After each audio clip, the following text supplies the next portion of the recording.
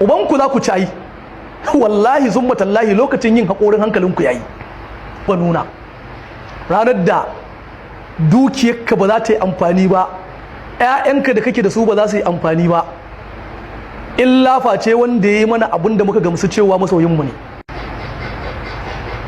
Abu na biyu, dangane da sabon mai ba shugaban ƙasa shawara ɓangaren tsaro, wato da aka ce home security advisor ko menene home and land security advisor. Kaga kai mai saurare da kaji an ce home and land security advisor, ake kana ji ka san kai an raina ka. Dama na sha faɗa muku da ce national security advisor guda biyu ne a Najeriya. Da na faɗa mutane ba su yarda ba, mutane suna ganin cewa wai ni wallahi ina mamakin yan arewa. Tuntuni na ce muku a Najeriya national security advisor guda biyu ne. Na ce muku da Malam Nuhu Rubado da America. To yanzu da 'yan ɓangaren da suke son sai an cire Malam Nuhu Rubado sun fito muku a mutane. Yanzu an musu nasu national security advisor din. Kuma wannan national security advisor sabon nan da za a yi, in ba manufar yinsa ba za a yi shi ba. Wallahi in babu manufar da za ta sa a yi shi ba amfanin a yi shi. To waɗanda suka yi shi suna da manufa, waɗanda suke son ba su ƙaunar irin ma'ana mutanenmu na arewa irin guraren a irin waɗannan guraren, wato su ne a nan yanzu suka cimma burinsu tunda sun kasa duk hanyoyin da suke ganin in sun bi idan aka cire Malam Nuhu Rubado har waɗanda suke ƙaunar su a arewa za su samu matsala da su. Saboda haka to shine yanzu aka bullo ta bayan gida. Yanzu Malam Nuhu Rubado tunda suna dasawa da shugaban kasa, mutumin shugaban kasa ne, to an bar wa shugaban kasa national security advisor sa. Yanzu sabon nan da aka yi na America ne da matar Tinubu. Shikenan tuntuni dama ni na faɗa muku na ce national security advisor a Najeriya ƙwaya biyu ne. Akwai Malam Nuhu Rubado, akwai America. To yanzu wannan da aka kawo wallahi na America ne. Saboda haka kun ga shikenan yanzu magana ta ko ka yadda ko kar ka yadda ta fito fili. Kuma mu har gobe muna gaya gwamnatin APC, kuma ba za mu daina faɗa ba. Mu a matsayinmu na 'yan arewa, mu ba za mu hana a daina mana cin kashi a gwamnatin Tinubu ba za mu hana ba. Amma da illa iyakaci za a zo gabar da mu ma za mu rama. Kun ga ranar da aka ajiye akwatin zaɓe aka ce ga wani ɗan takara ba mamaki wanda su gwamnatin tarayya ma suna ganin kamar shi ba kowa bane. To kun ga idan muka tashi sai mu ba su kafa. Wallahi in suka yi wasa ba su ankara ba sai mu tattaro akan wanda ba su yi tsammanin cewa zai iya zama wata tsiya ba, billahi allazi mu zazzaga masa ƙuri'a kuma in ya ce sai kun bashi. Shi yasa mu ci gaba da kiraye mu ce a daina musguna mana ta fuskar nuna mana tribalism wajen ko dai a mayar mana da waɗanda suke 'yan arewa musulmai 'yan uwanmu ba su da amfani cikin gwamnatin, ko kuma a yi ƙoƙarin cire su. Mun daina kira a yi wannan. Mu yanzu abin da za mu ce muku a ci daɗi lafiya.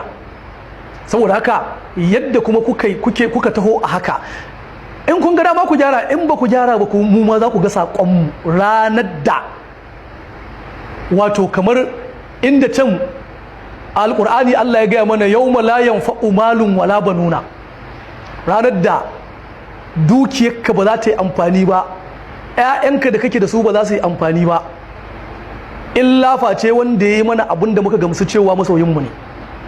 Wallahi ranar tana nan zuwa. Wannan ba ranar kiyama bace ba, a ranar dangwala ƙuri'a ne. Saboda haka kuma ku 'yan arewa ragowar masu hankalin ciki, tunda har yanzu akwai gafalallu, akwai gidadawa.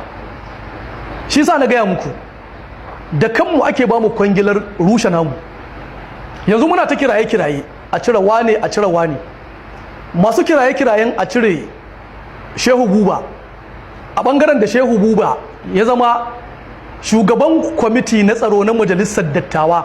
Kun gama ihu a cire Shehu Buba, an cire Shehu Buba, yanzu ba kuma san sunan wane ne shugaban kwamitin tsaro na majalisar dattawa ba. Dama burin ku shine in an cire Shehu Buba hankalinku ya kwanta, saboda mugun nufin ku da mutumin da duk Allah ya daga ba ku kaunarsa. In mun yi magana ku ce maula muke, ai ubanka ya fi ni iya maula kai. Wallahi ubanka ya fi ni iya maula. Ka gane ai, in baka gane karatun ba, babaka kuma ta fi babanka iyawa. Maulan ba? Saboda haka mu magana mu haska wa al'umma abinda zai cutar da su, amma jama'a su zo su yi ihu. To haka kuka zo kuka ihu aka cire muku Shehu Buba. Kuka taso kamar yadda na sha faɗa, kuka ihu kuka ce wannan babban ministan tsaron ku bai da amfani aka cire shi. Yanzu kun taso kun sako Matawalla a gaba, abin mamaki har da manya daga Zamfara. Mu da kanmu mu ne muke jagoranci a zo a yi amfani da mu a cire namu. Akwai wani mutum guda ɗaya a cikin gwamnatin Tinubu wanda yake Allah ya saka masa da alkhairi, ana ce masa Kabiru Masari, kuma ba zan faɗi abin da ya sa na faɗin ce Allah ya saka masa da alkhairi ba. Duk wanda ya taɓa zama da Kabiru Masari zai gane dabbancin 'yan arewa, zai gane kidahumancin 'yan arewa, zai gane suwaye 'yan arewa a duk lokacin da aka ce yau an kafa gwamnati kuma da nasu a ciki. Allah ya saka Kabiru Masari da alkhairi. Kabiru Masari mai ba shugaban kasa shawara bangaren siyasa, wannan mutumin Allah saka masa da alkhairi saboda wasu dalilai, saboda waɗansu maganganu masu ma'ana wanda yake faɗar su a duk lokacin da ya samu damar faɗar irinsu. Saboda haka ku 'yan arewa abinda kuka fi ƙwarewa in naku na wani matsayi ku ga an sauke shi. Shi yasa abin mamaki yanzu, bayan yanzu ku da kanku kun san Malam Nuhu Rubado ya koma safaya taya, yanzu ya koma ko yana da amfaninsa bai da yawa, kai ma ka sani ni ma na sani. Kuma yanzu a cikin ku ake amfani da waɗansu, dole sai an gama Tawalla shi ma ya taɓa ƙasa. Ubanku za ku ci ai, wallahi zummatallahi lokacin yin haƙorin hankalinku yayi. Na faɗa muku kuma zan maimaita. Ni a koda yaushe da ni da masu irin tunani na masu yin kokarin cewa mutane su shiga taitayin su, kar a daina amfani da su wajen kokarin sai kun ga mutanen ku daga cikin gwamnati an girgije su. Ni kullun addu'a ta da ni da masu irin wannan tunanin nawa, ya Allah muna roƙonka tsintsin da ya ja ruwa Allah ka sa shi kadai ruwa zai doka. Da mu da muke ganin bai kamata ko da dan arewa baya tsina na mana wani abu ba, a'a zamansa a gurin yafi baya gurin, yana bawa waɗanda suke makiya arewa tsoro, yana hana su aiwatar da mugun nufi akan mu, ko da shi din ba zai mana amfanin komai ba. Amma har yanzu hankalinku baya tafiya wannan gurin, har yanzu abin da kuka fi damuwa da shi wane ne yake baku waye baya baku. Na rantse da Allah da yawa mutanen da nake magana akan su wallahi da yawan su ban taba ganin su ba, kuma bana buƙatar ganin su. Da yawan su wallahi ban taba ganin su ba, kuma ba wai buƙatar ganin su nake ba, domin idan ina buƙatar ganin su a cikin waɗanda suke tare da su, in akwai wanda nake kira a waya in ce ina son ganin wani, kai ya rufa min asiri, ya kira ya fito media ya ce ni ka sha kira na ka ce in haɗa ka da wani. Ba na yin wannan, na girma wannan, domin ina da sana'ata, ina da aikin da nake tun da wannan aikin shine a cikinsa ne Allah ya rufa min asiri na girma, na kai wannan girman da ka ganni a yanzu, na yi aure ne duk abin da zan yi a ciki, kuma nake rike da iyalina da yana a cikin wancan aikin. Saboda haka yanzu ko na ina tare da wani a gwamnati ko ba na tare da wani a gwamnati, ina da aikin da zan rike kaina.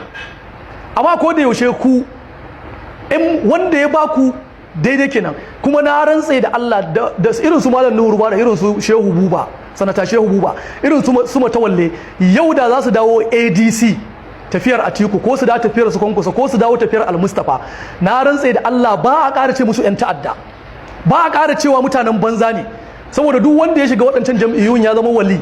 Duk wanda yake a APC ko da yana tare wani abu, yana tarewa arewa wani abu, sunansa shedan, sunansa mutumin banza. Wannan shine irin adalcin ku, wannan shine irin abin da kuka koya na tarbiyya. Da wannan muke roƙon Allah subhanahu wata'ala ya shiryar da mu, ya shiryar da 'ya'yanmu da iyalanmu. Ya Allah, ga arewa nan Allah mun kawo kuka gare ka. Ya Allah, muna roƙonka halin da arewa take ciki, ya Allah akwai abin da laifinmu ne, ya Allah muna roƙonka ka yafe mana. Ya Allah, akwai abin da kai kadai zaka iya yi a arewa din nan. Ya Allah, muna roƙonka mun tuba, Allah ka kawo ɗaukin gaggawa. Ya Allah, duk mai neman mu da mugun nufi Allah ka san shi. Allah kai ka ce wa makaru wa makarallah, Allah kai ka ce wallahu khairul makirina.